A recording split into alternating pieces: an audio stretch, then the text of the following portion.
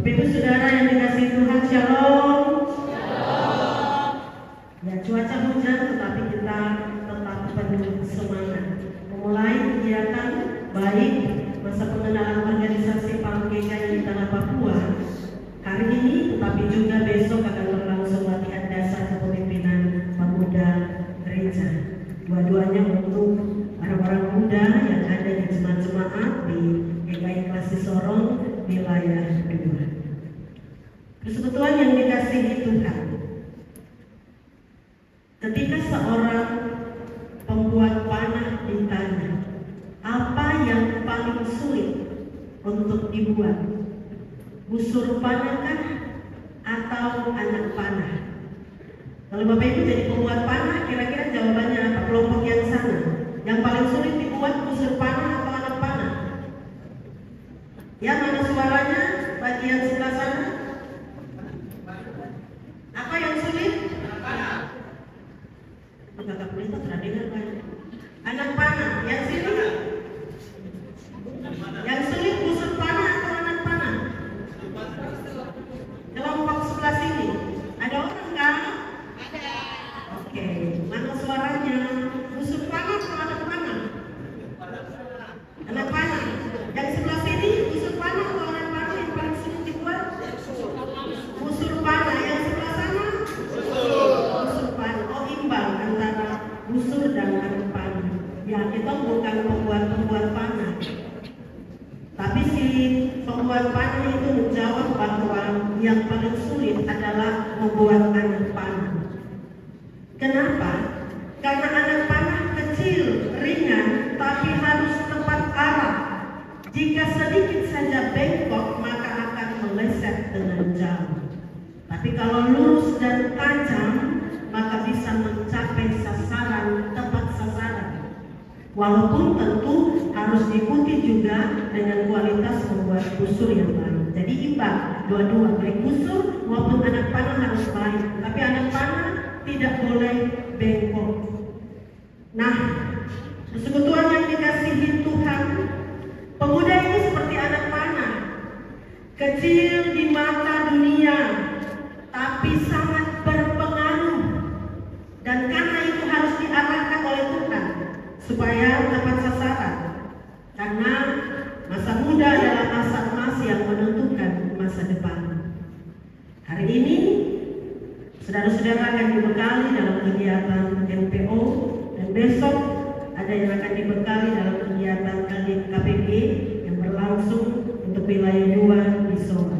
Kita harus ingat ini bukan sekedar kegiatan rutin setiap tahun, tapi ini sebuah masa untuk membangun generasi pemuda Kristen sebagaimana tema kita, yang bersatu, yang aktif melayani, yang menjadi teladan di tengah dunia, teladan di kota Sorong yang makin hari makin kompleks tantangannya.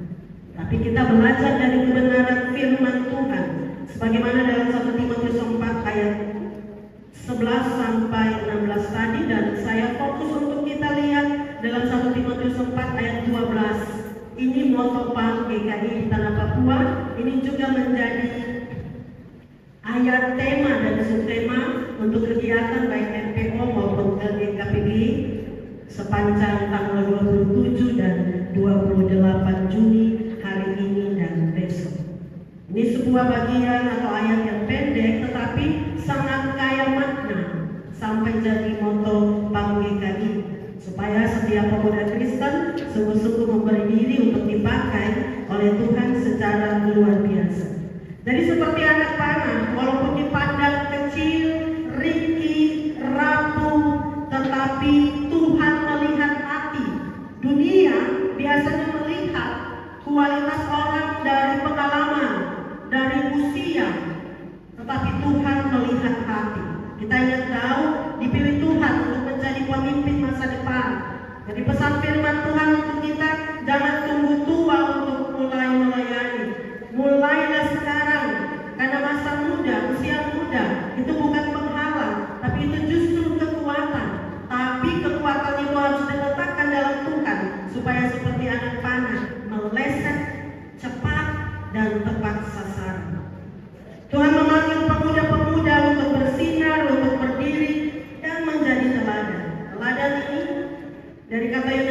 pos itu artinya model, pola. Jadi kalau salah model atau pola, baju itu akan terjadi seperti yang kita mau. Teladan bukan berarti sempurna, tetapi menjadi contoh karena mengikuti teladan Yesus yang sempurna, mengikuti jejak Tuhan. Ada 5 aspek yang disebutkan di dalam pembacaan kita. Menjadi teladan dalam perkataan, tingkah laku, kasih, kesetiaan, kemurnian. Kalau TB 1 bilang dalam kesucian. Nah, perkataan ini pentingnya para orang muda. Jaga mulut, karena kata-kata itu lebih tajam daripada pedang. Kata-kata itu bisa menyembuhkan, tetapi juga bisa melukai. Jadi pakai kata-kata yang menguatkan dan memberkati orang lain. Jadi pemuda yang bisa dipegang perkataannya. Ya, anak muda sekarang kalau posisi di mana? Foto padahal baru mau pegang handuk masuk kamar mandi. Itu bisa jadi teladan dalam perkataan atau tidak. Dalam hal kecil sekalipun.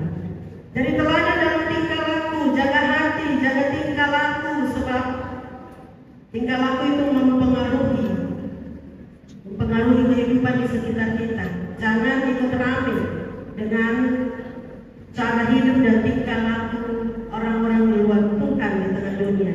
Jadi teladan dalam kasih, jangan saling menjatuhkan, jadi batu sandungan, tapi saling menopang bersama dalam paguyuban ini.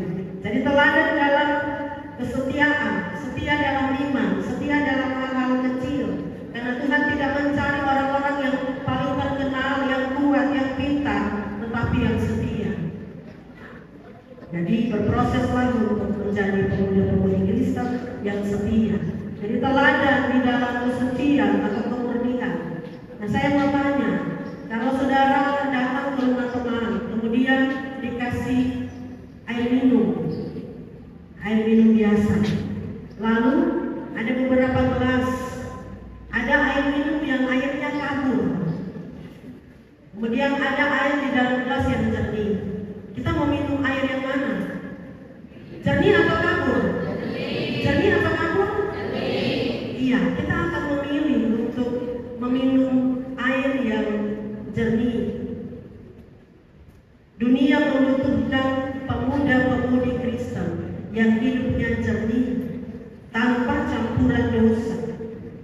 Kesucian, kemurnian itu soal menjaga hidup, menjaga hati, menjaga kelakuan, menjaga diri dalam kekudusan Tuhan. Mari bersatu aktif melayani dan terus jadi teladan sebagai orang-orang muda yang siap untuk menjadi pemimpin masa depan. Waktu saudara-saudara, waktu kita adalah sekarang. Jangan tunggu lagi. Kesempatan kita adalah hari ini, masa kini. Tantangan memang besar, tapi ingat Tuhan jauh lebih besar.